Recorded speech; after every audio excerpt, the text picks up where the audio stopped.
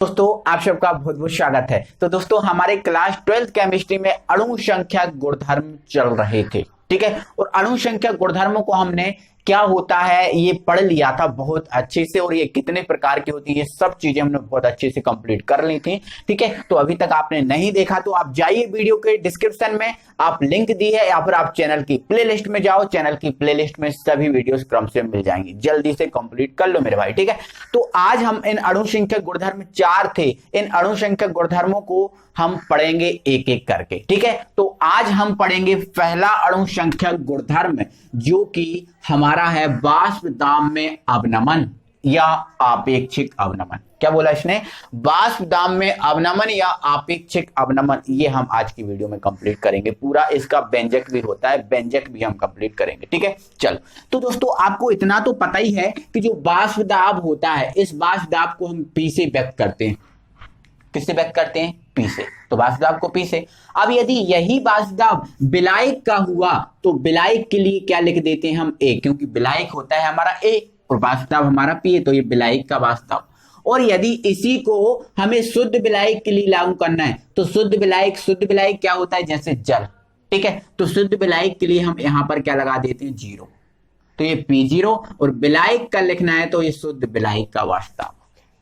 समझ गए ना? ठीक है। तो देखो ये तो वाष्पदाब में हो गया। अब अवनमन क्या होता है? तो ये अवनमन मेरे भाई जो होता है ना वो कमी होता है, ठीक है।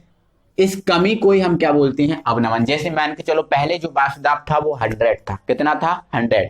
बाद में बचा 95। तो अब यहां पर देखो पहले 100 था, अब बचा 95, मतलब 5 की कमी हो गई। तो ये कमी जो होती है उस कमी को ही हम बोलते हैं अवनमन, ठीक है। और आपेक्षिक अवनमन, तो जो आपेक्षिक अवनमन होता है इसको हम वाष्पदाब से निकालते हैं, ठीक है। समझ गए ना? इतना कितना कोई दिक्कत नहीं है ना? ठीक है। अब यहां आगे समझो, ठीक है। चलो इस वाष्पदाब में अवनमन होता क्या है उसको हम समझेंगे, ठीक है।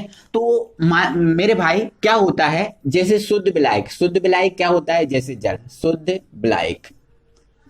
विलायक, ठीक है। जैसे हम मान लेते हैं क्या होता है? जल मान क्या लेते हैं? होता ही है, ठीक है। तो क्या होता है मेरे भाई, जब हम इस शुद्ध विलायक में कोई अवाष्पशील विलेय मिला दें, अवाष्पशील विलेय मतलब जिसमें वाष्प ना बने, जैसे नमक हुआ, शक्कर हुआ, इनमें वाष्प नहीं बनती तो ये अवाष्पशील विलेय, ठीक है। तो जब हम इस शुद्ध विलायक में कोई अवाष्पशील विलेय मिला दें, अवाष्पशील विलेय मिला दें, ठीक है। अवाष्पशील विलेय क्या होता है? जैसे नमक हुआ, ठीक है, शक्कर हुई, ये हो गए आपके अवाष्पशील विलेय, ठीक है। तो जब हम इस अवाष्पशील विलेय को इस शुद्ध विलायक में मिलाएंगे तो जो शुद्ध विलायक है, इस शुद्ध विलायक का जो वाष्पदाब है वो घट जाएगा, कम हो जाएगा। क्यों? क्योंकि ये शुद्ध विलायक था, पहले हम इसको वाष्पित कर रहे थे तो इसका वाष्पदाब अधिक हो रहा था, इसमें वाष्प अणुओं की संख्या अधिक बढ़ रही थी, अधिक बन रही थी। लेकिन जैसे ही हमने उसमें अवाष्पशील विलेय मिलाया तो ये अवाष्पशील विलेय क्या हो गया? शुद्ध विलायक के अणुओं के साथ मिल गया, और अणुओं के साथ मिल गया तो ये खुद तो वाष्प में परिवर्तित हो नहीं रहा, साथ में इसके अणुओं को भी वाष्प में परिवर्तित नहीं होने दे रहा या रोक रहा है। तो अब वाष्प अणु कम बनेंगे, तो वाष्पदाब भी क्या होगा? कम होगा, ठीक है। तो ये मान के चलते मेरे भाई जो शुद्ध विलायक था, इस शुद्ध विलायक का प्रारंभ में जो वाष्पदाब का क्या था? वो 100 था। और जब मैंने अवाष्पशील इसमें मिला दिया तो इसका जो वाष्पदाब है ना वो कम हो गया, और जो अब वाष्पदाब मान लेते हैं कितना आ गया हमारा? 95 आ गया।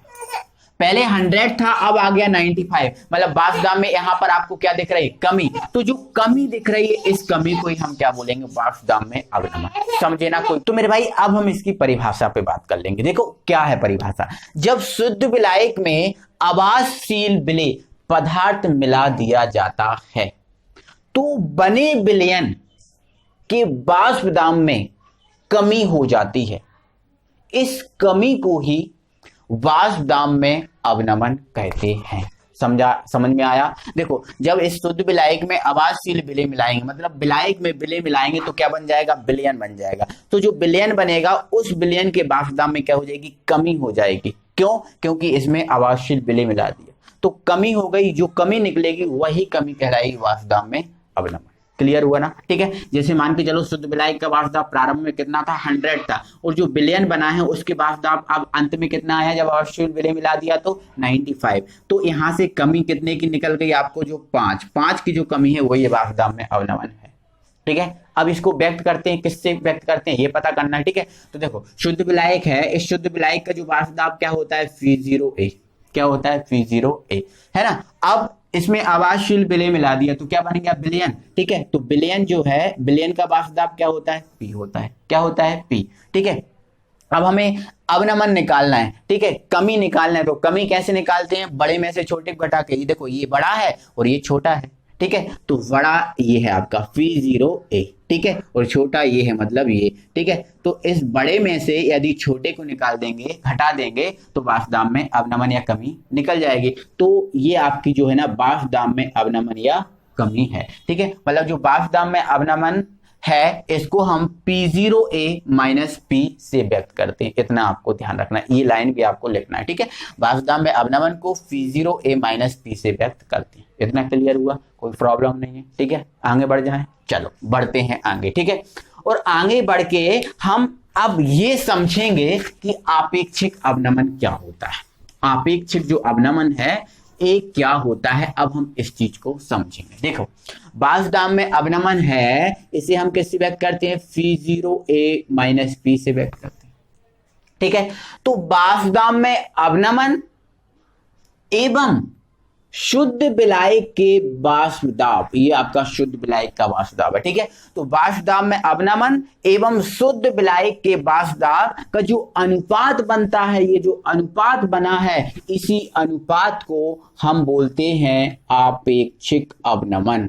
क्या, आपेक्षिक अवनमन, अवनमन, ठीक है। तो ये हमारा वाष्पदाब में आपेक्षिक अवनमन है, समझे ना, ठीक है। तो ये आपेक्षिक अवनमन है, इसके लिए हमें एक व्यंजक करना होता है, ठीक है, व्यंजक करना होता है। तो जिसका जो क्वेश्चन आता है वाष्पदाब में अवनमन या आपेक्षिक अवनमन, या फिर डायरेक्ट ही क्वेश्चन आ जाता है वाष्पदाब में आपेक्षिक अवनमन के लिए व्यंजक निर्मित की। भाई अब वाष्पदाब में आपेक्षिक अवनमन के लिए हम व्यंजक की स्थापना करते हैं, ठीक है।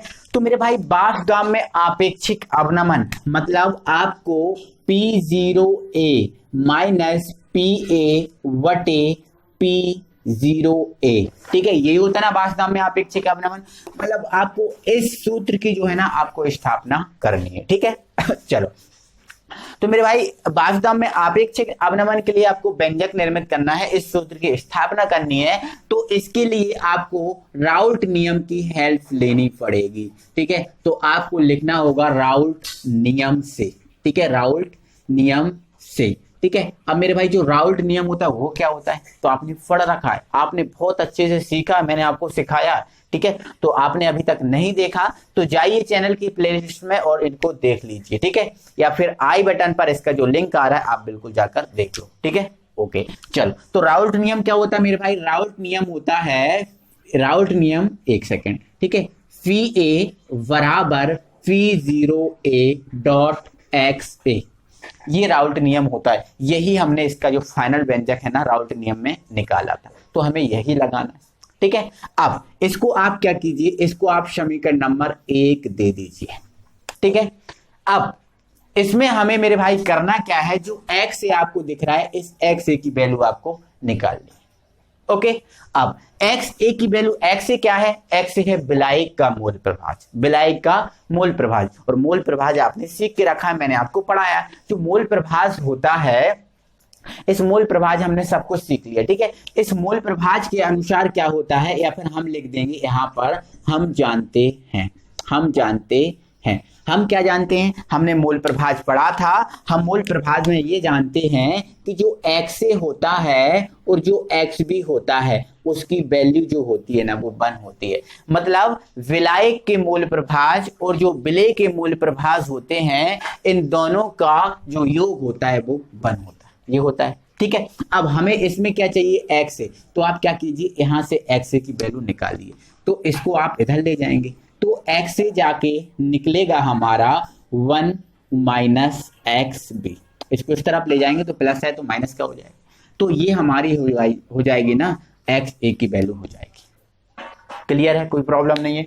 ये जो हमारा एक्स ए निकल गया, जो एक्स ए निकला है इसको उठा के रख दो समीकरण नंबर 1 में। लिख देंगे यहां पर एक्स ए का मान समीकरण 1 में रखने पर, एक्स ए का मान समीकरण 1 में रखने पर, ठीक है। अब इसको हम जैसे ही समीकरण 1 में रखेंगे तो पहले हमें क्या करना होगा, जो समीकरण 1 है इसको हम उतार लेंगे, ठीक है। तो ये हमारा समीकरण 1 है, उतार लिया, ठीक है।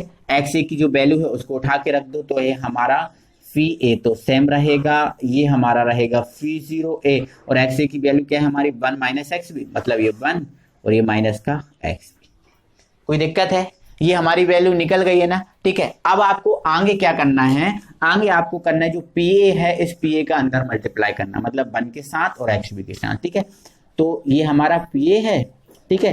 पहले हम 1 के साथ करेंगे तो ये आपका हो जाएगा फी 0 ए, ठीक है। अब पी 0 ए का इसके साथ मल्टीप्लाई करेंगे तो देखो पी ए ये हो गया माइनस ये आपका फी 0 ए, देखो इसके साथ करें, ठीक है, पी 0 ए और ये डॉट एक्स बी, समझिए ना, कोई प्रॉब्लम नहीं है, ठीक है। अब देखो हमारा जो फाइनल व्यंजक है वो हमारा क्या है, phi 0 A minus P A, P 0 A minus sorry P 0 A minus P upon P 0 A. आपको ये चाहिए, आपको ये चाहिए ना, ठीक है। तो इसके लिए आपको करना क्या होगा, देखो आपको P0 है, P0 A है, इसके माइनस में करना है, ठीक है। तो आप इसमें क्या कीजिए मेरे भाई, जो आपका P0 A और एक्स भी दिख रहा है ना, इसको आप इस तरफ ले जाओ, और जो P0 A है आपको इसको इस तरफ ले जाओ, ठीक है। जब ये इस तरफ जाएगा तो अभी देखो ये माइनस का है, उस तरफ जाएगा तो ये हो जाएगा प्लस का, मतलब ये आपका P0 A P0 A dot x b ये हो गया, ठीक है। प्लस का इस तरफ गया तो ठीक है। अब ये इस तरफ, ये तो इस तरफ है, ये इसका कुछ नहीं किया हमने, तो ये आपका फी 0 ए, ठीक है। अब ये इस तरफ आया तो माइनस क्या हो गया आपका पी ए, माइनस क्या हो गया पी ए हो गया, ठीक है। अब यहां से आप क्या करो, इस एक्स बी की वैल्यू निकालेंगे तो ये कहां जाएगा, वटे में, ये जाएगा आपका वटे में। जब ये वटे में जाएगा तो यहां पर आपका क्या बचेगा एक्स बी, और ये आपका phi 0 A minus P A, P0 A minus P A, ठीक है ये, और ये जाएगा बटे में, तो ये बटे में चला जाएगा तो ये हो जाएगा P0, समझिए ना।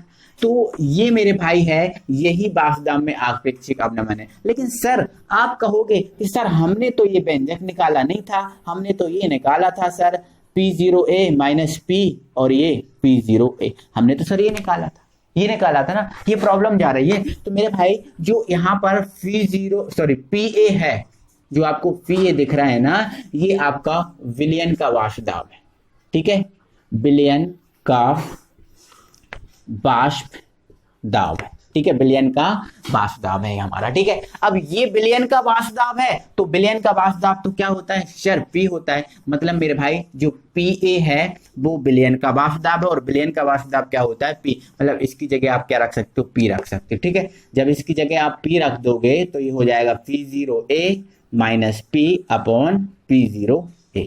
अब तो ठीक है, अब तो ठीक है ना, अब तो कोई प्रॉब्लम नहीं है। तो मेरे भाई ये आपका वाष्पदाब में आपेक्षिक अवनमन आ गया, और इसी के लिए हमें व्यंजक की स्थापना करनी पड़ती है, या कर रहे थे, ठीक है।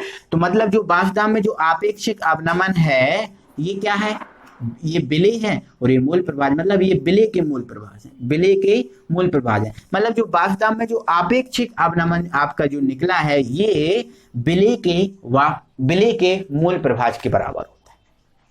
ये विलेय और ये मूल प्रभाज, मतलब विलेय के मूल प्रभाज के बराबर होता है वाष्पदाब में आपेक्षिक अवनमन। तो ये हमारा व्यंजक हुआ। आई होप कि आपको समझ में आया होगा, कोई प्रॉब्लम नहीं है। तो मेरे भाई वीडियो को दिल से आप लाइक बस कर दीजिए, आपसे लाइक बस मांगते हैं, ठीक है, और अपने दोस्तों में शेयर कर दो। मिलेंगे अगली वीडियो में, थैंक यू वेरी मच, और अगले अणु संख्या गुणधर्म के साथ।